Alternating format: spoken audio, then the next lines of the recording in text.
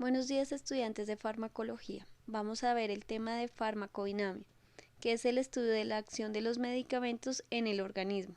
La mayoría de los fármacos se incorporan a la sangre una vez administrados por cualquiera de las vías y circulan a través del cuerpo, al tiempo que tienen una interacción con un determinado número de células diana, que son órganos o tejidos dentro del organismo. Muchos fármacos se adhieren a las células por medio de receptores que se encuentran en la superficie de las células o dentro de ellas. Los receptores son macromoléculas con configuraciones químicas que producen señalización entre las células o dentro de las mismas. Cuando un fármaco se une al receptor, se produce un cambio en la función celular. Los receptores y los fármacos presentan interacciones que en su mayoría son débiles y de manera. Los receptores se localizan en el espacio extracelular, la membrana celular y dentro de la célula. En el espacio extracelular permite la función de un transmisor que envía la señal a la célula diana. Y aquí podemos encontrar algunas enzimas y algunas hormonas. Los receptores también los podemos hallar en la superficie de la membrana celular. Allí actúan como primer mensajero y ahí tenemos algunas hormonas y sobre todo la proteína G. Por último, encontramos los receptores dentro de la célula, los cuales actúan como segundos mensajeros y además cambian la función celular. Existen varias maneras en las que el fármaco y el receptor se unen. Una de ellas son las interacciones débiles de los átomos con cargas negativas o contrarias que se atraen. En este tenemos el ejemplo de los puentes de hidrógeno, donde las interacciones de los átomos de hidrógeno, que es con una carga parcialmente positiva, se atrae con los de oxígeno y nitrógeno que tienen una carga parcialmente negativa. Es como si unimos la mano derecha con la izquierda solo en las puntas de los dedos, sin tocarnos, solamente se atrae. Otra clase de unión entre el receptor y el fármaco es a través de iones, enlaces que hay entre los iones con cargas opuestas, que estas realmente son cargas totales, tanto positivas como negativas, que estabilizan la interacción del fármaco. Es como si entrelazo los dedos de la mano derecha con la izquierda. Y por último están los enlaces covalentes, que son uniones fuertes entre los átomos de manera irreversible. Es como si yo entrelazara totalmente mis manos, no solamente en los dedos, sino en las palmas y los dorsos. Para entender un poco más estos conceptos, vamos a ver el siguiente video. Al igual que nuestro cuerpo utiliza los sentidos para captar la información que llega del exterior, las células del organismo cuentan con un sistema propio que cumple una función semejante, los receptores celulares. Los sistemas de señalización celular serían como minúsculos aparatos de radio. La señal que llevan los mensajeros es captada por los receptores, que actuarían como antenas y también como decodificadores que permiten a la célula entender la señal. Además, para que la sintonía sea la adecuada en cada momento, existen unos mecanismos de regulación de receptores que también son muy relevantes y que también ha contribuido a desvelar el trabajo del profesor Lefkowitz. En ocasiones, la enfermedad se desarrolla cuando se produce un desequilibrio en este delicado sistema de entrada y salida de información. El problema puede deberse a que la sustancia que actúa como mensajero químico sea excesiva o deficiente. O también puede estar causado por un fallo en el receptor, que lo perciba como mayor o menor de lo que realmente es. Los fármacos pueden regular los sistemas de señalización, favoreciendo o por el contrario bloqueando la función de los receptores. Por ejemplo, un individuo hipertenso puede tomar una sustancia que bloquea la unión de la noradrenalina, que es el mensajero que regula la fuerza y el ritmo de la contracción cardíaca, con su receptor, y de esta forma atenuamos sus efectos. Actualmente, más de la mitad de los fármacos dirigen su acción a los receptores celulares descubiertos por Robert J. Lefkowitz, ya que ellos están implicados en casi todos los procesos vitales, desde el control del ritmo cardíaco al dolor, los procesos inflamatorios o la capacidad de percibir la luz o los aromas. En los últimos años, el avance ha sido verdaderamente exponencial. Sin embargo, aún queda mucho por saber sobre los receptores de la célula. Un gran reto es tener un conocimiento integrado de todas estas redes complejas de señalización para desvelar de qué manera la célula discrimina qué mensajes son más importantes. Por otra parte, es muy relevante comprender mejor cómo estos sistemas de señalización y estos receptores están alterados en circunstancias patológicas y, en base a este conocimiento, actuar para conseguir mejores fármacos. Todo un desafío que sin duda llegará a nuestras vidas en forma de nuevos y más eficaces fármacos. Los receptores se pueden unir a canales iónicos, a proteínas y enzimas. Cuando se unen a canales iónicos permiten abrir y cerrar estos, por lo tanto se despolariza la membrana y puede producir un potencial de acción. Este es el mecanismo por el cual se utiliza el GABA, que es un neurotransmisor que inhibe las contracciones musculares en el caso de la epilepsia. La molécula de los fármacos también se pueden unir a proteínas. Estas se encuentran en la membrana celular. La más común es la proteína G, que actúa como reguladora de señales o primeros mensajeros. Entre estas están los receptores beta 1, beta 2, beta 3, etc. Los receptores farmacológicos también pueden actuar sobre las enzimas, que son las que desencadenan una respuesta dentro de la célula y actúan como segundos mensajeros. En esto tenemos ejemplos como la insulina, el factor de crecimiento, etc. Es importante aclarar los receptores que actúan como primer mensajero y son los que transmiten la señal mediados por los receptores de la célula diana. Y el segundo mensajero es el reconocimiento de las moléculas que desencadenan una respuesta celular al fármaco. El receptor generalmente está en la membrana celular. Esto lo detallaremos en el siguiente video.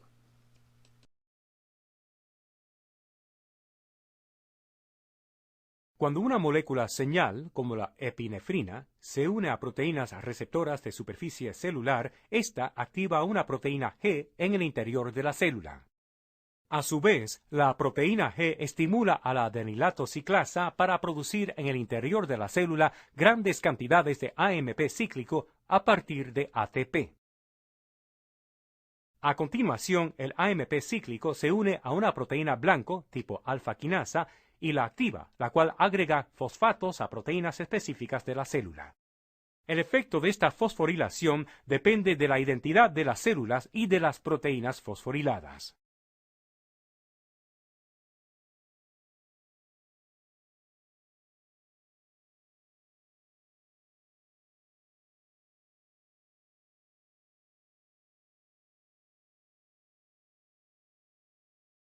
Los fármacos dirigidos a las enzimas se clasifican en inhibidoras o activadoras. Por ejemplo, la lovastatina se usa en el tratamiento de los individuos con valores elevados de colesterol en la sangre. Este fármaco inhibe la enzima HMG-CoA reductasa, fundamental para producir el colesterol en el organismo. Los fármacos pueden actuar de manera local o sistémica. De manera local, su mecanismo de acción está en el sitio de administración, por lo tanto tiene menos efectos adversos. Un ejemplo de esto es el salbutamol, que se adhiere a receptores en el tracto respiratorio denominados receptores adrenérgicos, causando la relajación de las células del músculo liso y produciendo broncodilatación. Y de manera sistémica es a distancia del sitio de administración, como los antibióticos, corticoides, etc. Es importante tener en cuenta las características de los receptores. Una de ellas es la sensibilidad, que describe la necesidad de concentraciones bajas para poder producir un efecto farmacológico. La selectividad, que es el acoplamiento entre la molécula del fármaco y el receptor. Y especificidad, que solamente se opone o se une en el receptor, esa molécula del fármaco. A continuación vamos a ver un video que nos amplía las características de los receptores. Most drugs act on a cellular level by chemically binding to receptors on cell membranes or inside cells. The cell membrane contains receptors for many kinds of substances such as hormones and neurotransmitters. Some receptors also interact with drug molecules. As a drug molecule binds to a receptor, reactions are initiated that stimulate or inhibit regular cellular functions. One type of reaction activates, deactivates, or otherwise alters intracellular enzymes. Almost all cellular functions are catalyzed by enzymes. Therefore, drug-induced alterations can greatly increase or decrease the rate of cellular metabolism. Another type of reaction involves changes in the permeability of cell membranes. A drug molecule binds to an ion channel receptor, a receptor protein, that is a structural component of the cell membrane. The drug's binding may open or close the ion channels to allow or prohibit the movement of ions into the cell. In nerve cells, for example, movement of sodium ions into the cell usually excites the cell. Movement of potassium ions out of the nerve cell inhibits nerve cell excitability and function. Es fundamental describir las propiedades específicas para producir una respuesta celular. La primera es afinidad, que es la capacidad que tiene el receptor para unirse al fármaco. Esta se une en la biofase, que es el lugar donde el receptor se une al fármaco. La siguiente es la actividad intrínseca, que es la capacidad para producir un efecto farmacológico unido ya el fármaco al receptor, como lo vemos en la gráfica.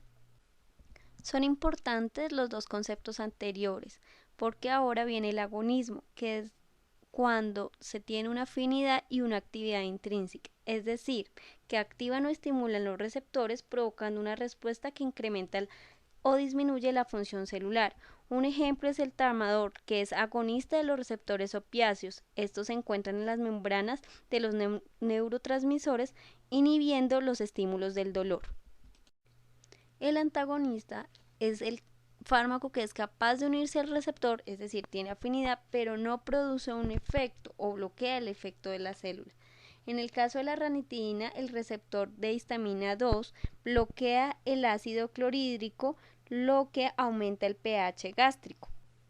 Tenemos dos maneras de agonismo, dos clases de agonista. El primero es el parcial, que es la capacidad de producir una respuesta parcial, así se utiliza en concentraciones muy elevadas, como lo vemos en la gráfica, este es el medicamento de color verde.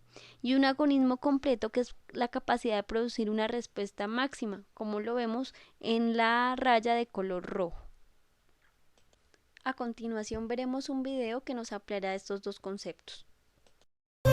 La vareniclina, un nuevo e importante fármaco para dejar de fumar, puede ayudar a que la gente supere por fin su dependencia del tabaco. La nicotina produce sus efectos al actuar como un agonista en los receptores acetilcolínicos nicotínicos alfa-4 beta-2, lo cual produce un aumento brusco de los niveles cerebrales de dopamina. Cuando la nicotina está ausente, los bajos niveles de dopamina resultantes pueden causar síntomas de abstinencia, como deseo, ansiedad y alteración emocional, que pueden llevar a una recaída. La vareniclina tiene mayor afinidad por los receptores alfa-4 beta-2 que la nicotina, pero difiere al actuar como un agonista parcial. Por lo tanto, cuando se une al receptor alfa-4 beta-2, la vareniclina produce una respuesta dopamínica más reducida que la nicotina. El resultado es una liberación moderada, pero sostenida, de dopamina. Estos niveles más bajos de dopamina pueden ayudar a reducir el deseo de nicotina, sin producir la sensación de placer del consumo de tabaco. Además, en caso de recaída, la vareniclina previene competitivamente la unión de la nicotina al receptor alfa-4 beta-2. Al no producir en el fumador los efectos de sensación de placer de la nicotina, la vareniclina puede proporcionar un beneficio adicional para lograr dejar de fumar. Como hemos visto, la vareniclina tiene potencial para reducir el deseo y algunos de los síntomas de abstinencia asociados con dejar de fumar, sin ser placentera ni adictiva, y reduce la sensación de placer si una persona tiene una recaída. Este mecanismo distingue a la vareniclina como una nueva e importante adición al arsenal terapéutico para el tratamiento antitabaquismo. Existen dos clases de antagonismo. El competitivo, donde el agonista compite por el antagonista por el sitio de unión, como lo vemos en la primera gráfica. Y el no competitivo es el agonista y el antagonista puede estar simultáneamente unidos a sitios diferentes, o sea, a receptores distintos, pero tienen efectos contrarios, lo que bloquea la acción de la célula. Existe otra clase de interacción, el sinergismo, que aumenta la respuesta farmacológica por la presencia de otro fármaco. Hay dos, una de sumación, donde el efecto total farmacológica es la suma de cada uno de los medicamentos, y estos actúan en el mismo receptor, es el caso del acetaminofén y el ASA, que actúan en el mismo receptor y tienen el mismo efecto analgésico y antipirético. El otro es potenciación, donde el efecto total farmacológico es mayor que la sumatoria de cada uno de los medicamentos. Un ejemplo es el trimetoprim-sulfa, el cual tiene diferentes receptores, pero tienen el mismo efecto antibiótico. De la misma manera, existe otra clase de interacción, denominada facilitación, que se define como la capacidad de aumentar la respuesta farmacológica de un medicamento por la presencia de otro, que no tiene el mismo efecto. Y hablamos o tenemos un ejemplo como la ampicilina sulbactam, donde la ampicilina no tiene un efecto como tal o es muy escaso y permite restaurar la actividad de la ampicilina sulbactam, aumentando la respuesta de la misma. Vamos a hablar de la respuesta de la acción. Para ello definiremos potencia, que es la capacidad para producir un efecto farmacológico dependiendo de la dosis. En otras palabras, se refiere a la cantidad que necesitamos del fármaco para producir un efecto. En el caso de los analgésicos, disminuir el dolor. Si vemos la gráfica de la diapositiva en la parte inferior, el medicamento X en comparación con el medicamento Z es mucho más potente porque necesita menos dosis, aproximadamente se ve de 0.5 miligramos. En cambio, el medicamento Z necesita aproximadamente 4 miligramos para producir la misma efecto. La eficacia es la respuesta farmacológica máxima que puede producir un medicamento y depende de la afinidad que tenga el receptor por el fármaco. En la gráfica podemos decir que el medicamento X es un diurético, la furosemida, y el Y es la hidroclorotiazida. La furosemida es capaz de eliminar mucho más agua y sal a través de la orina que lo que es la hidroclorotiazida, y lo vemos en la gráfica. La potencia y la eficacia son uno de los factores que todos consideramos en farmacología para seleccionar el fármaco más apropiado para determinado paciente. También es importante la dosis, que es la cantidad del fármaco para producir un efecto farmacológico, y este dependerá de la concentración plasmática del medicamento y el tiempo que dura en el organismo. A su vez, el tiempo que dura dependerá de la farmacocinética del mismo. Y es importante hablar de la vida media, que es cuando la concentración del medicamento disminuye hasta la mitad. Esto influirá a que se defina una dosis única o múltiple. Única porque es capaz de mantener la concentración plasmática para producir un efecto de manera prolongada, pero si nos toca administrar varias dosis, necesitamos elevar la concentración antes que disminuya su margen terapéutico o su efecto farmacológico. Igualmente hay factores que influyen en la dosificación del medicamento. El primero que vamos a hablar es la edad, donde el niño y el anciano tienen más características que influyen en la dosificación. Empecemos por hablar de la absorción, donde el niño tiene mayor volumen tanto plasmático como vascular y el anciano disminuye ese volumen. En la distribución, el niño disminuye la unión a proteínas de los fármacos y en el anciano disminuye la cantidad de albúmina. En el niño el metabolismo es inmaduro y en el anciano disminuye la función hepática. Y por último, en la eliminación, en el niño disminuye la filtración y la secreción tubular, y en el anciano está disminuido su función renal. El peso es otro factor importante, porque allí los medicamentos se van a determinar miligramos por kilo de peso. Es diferente la dosis que utilizamos en los pacientes obesos a los pacientes con desnutrición. En la gestación, las hormonas permiten una variación en el metabolismo de diferentes fármacos. Hay diferentes patologías, tanto hepáticas como renales, que influyen tanto en la distribución, en el metabolismo y en la eliminación de los medicamentos. Pero también es importante tener en cuenta el grado de hidratación del paciente, si ha presentado vómito o diarrea. Esto influirá en la eliminación y la concentración del medicamento. El pH, tanto ácido como básico, influye en la concentración del medicamento, porque de este dependerá que se absorba y se distribuya al resto del organismo. Otro aspecto para tener en cuenta es la tolerancia, que se define como la disminución de la respuesta farmacológica que se debe a la administración repetitiva o prolongada de algún fármaco o sustancia. Y esto ocurre cuando el organismo se adapta a la continua presencia del fármaco y disminuye la afinidad del receptor por ese fármaco. Por último, hablamos de iatrogenia cuando hablamos de que los efectos de los medicamentos son distintos en cada uno de los usuarios y esto depende a las disposiciones genéticas de cada uno. Taquifilaxia es un tipo de tolerancia que se presenta al fármaco debido a la desensibilización de los receptores, como lo vimos anteriormente. Un ejemplo son los corticoides, los analgésicos y las sustancias psicoactivas que encontramos en la gráfica. Para terminar, hablaremos de los efectos que tienen los fármacos. El primero es el principal, donde es el efecto que espero terapéuticamente. Por ejemplo, el del acetaminofén espero que disminuya el dolor, o sea que sea analgésico. El efecto secundario o colateral hace referencia al efecto que no estoy buscando con una dosis terapéutica. En el caso del tramadol tenemos somnolencia, que es el efecto secundario que esperaría que no ocurriera, pero es inevitable. Y por último, el efecto tóxico, que es el efecto esperado con un exceso de dosis. Hay otros efectos de los fármacos, como los efectos hiperreactivos, que es la respuesta hipersensible con dosis mínimamente terapéuticas. El ejemplo de la penicilina, donde puede producir un shock anafiláctica con mínimas dosis. Y los hiporreactivos, que es una respuesta hiposensible con dosis máximas, pero que no son tóxicas.